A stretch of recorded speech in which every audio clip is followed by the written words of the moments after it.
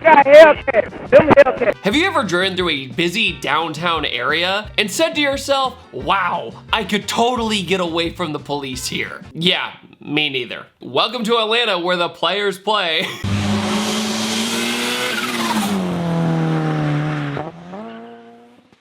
Listen up, football fans. This is the last weekend to get your bets in. I've teamed up with DraftKings, and right now is the perfect time to take your shot at the crown. DraftKings is giving all new customers $200 in bonus bets instantly when they place their first $5 bet on anything. There's no time like the present. That's right, all new customers who bet just $5 get $200 in bonus bets instantly. And if you're wondering where to use your bonus bets on, you can combine multiple bets together for Super Bowl 58 for a shot at an even bigger payout. And if sports betting is not available in your state, don't worry. You can still join in on all the fun with DraftKings Daily Fantasy and have a shot at winning cash prizes. So download the DraftKings Sportsbook app now. New customers use promo code ThatDude and bet just $5 on any wager and get $200 in bonus bets instantly. That's promo code ThatDude only at DraftKings Sportsbook. The crown is yours.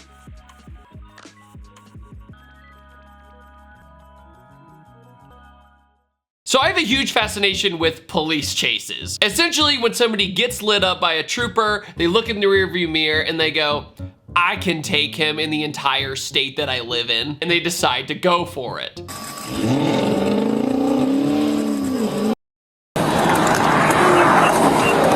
Thank you for stopping, okay? And trust me, I get it. I understand that we've all had this thought and we've all thought about it, even with the minor infractions of going 3 over the speed limit. But this fine gentleman decided that today was the day.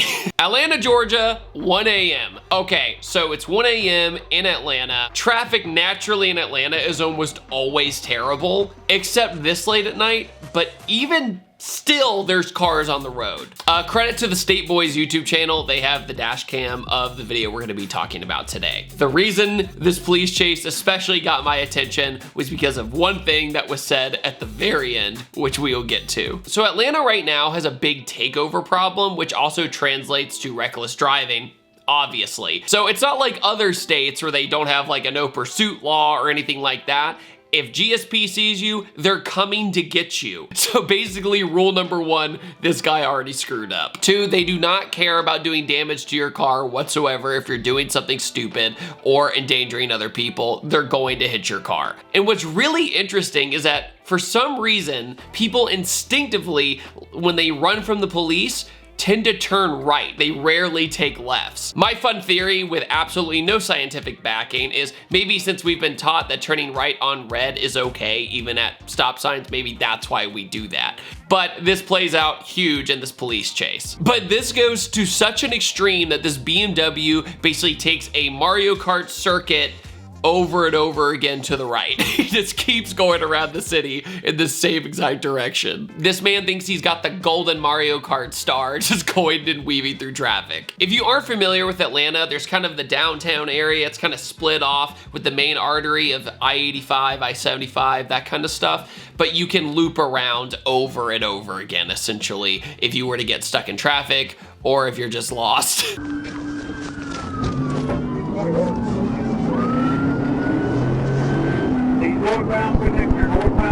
So he decides to try and pull a baby driver and leave while the cop's getting right back in the car. I think what really pisses me off about this one is that you actually find out that 4 people total are in the car with him. Like, dude, if you're gonna be an idiot, at least run by yourself and not endanger everybody else. You know, PSA for running from the police. I mean, he did use the HOV lane, so I guess yay for carpooling, I guess. But in this day and age, he pulled over already, and on the dash cam, there's a license plate.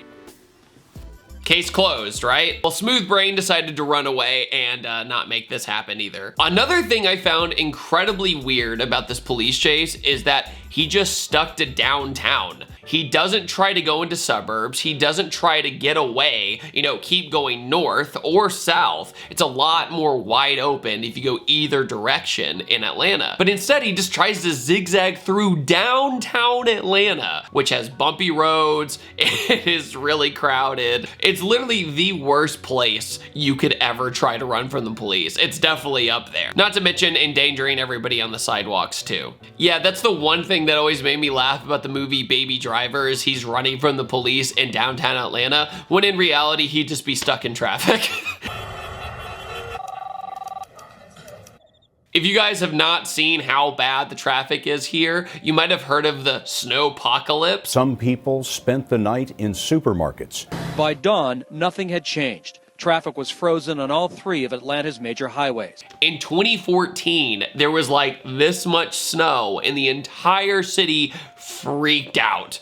And it locked up the entire place, making it look like The Walking Dead. And yeah, people were stuck in their cars for like a day. It's insane. During this chase throughout the city, the red lights are just getting, you know, back to back to back for this guy, but he's still going through the intersections. And the police officer is actually doing a really good job communicating like, hey, he's going through this light, he's going through this light. Clear left, clear right. So you already know the guy is toast in just a matter of minutes because he's communicating well. He's also going to have an accident, you can just tell. But then for some reason, other than maybe he just doesn't know where he is, he stops at a red light and then continues to run. Alright, he slows down, he's in the intersection, standby. It's so bizarre. It's like, yeah, I'll break every other traffic law, but no, I'll just stay for this one, thanks. This is definitely the point of his demise because he's just like, okay, you know what? I'll just go for it one last time. But then you gotta say goodbye to the BMW and also some poor pedestrian's car on the side of the road.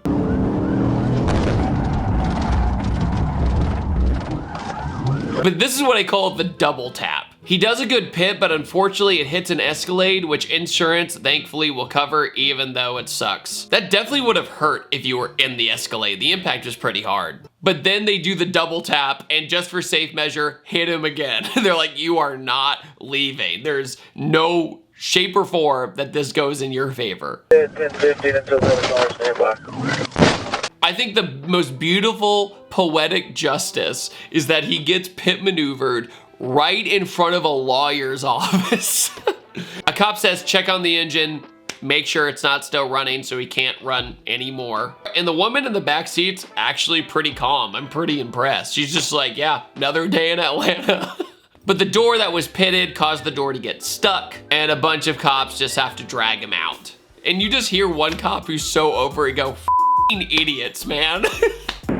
Idiots, man. Just like, what were you thinking? And the other ones are kind of cracking jokes as they pull them out. They're like, oh, thank goodness this is over. And then my favorite line of the entire police chase is said, y'all got Hellcats. I got Hellcat. Them Hellcats. Keep going, man. Don't talk. Keep going. Okay, it is true that some GSP do have Challengers and they do have Chargers as well, but no, most of them are not Hellcats. There's actually another police chase that happened just north on 400. It's a highway that is all concrete, wide open. And by the way, no exits really. So when people try to run on it, there's like nowhere for them to go. The V6 Charger or whatever it was that was chasing this car, which was a modern BMW, I believe new M3. The M3 was just dusting him, right? He had to call for backup to get him, but he still had a top speed that could see him in the distance, right? Getting opportunities busting me right now. But when it comes to the police chases, a lot of the times it's more about just maintaining speed rather than the acceleration.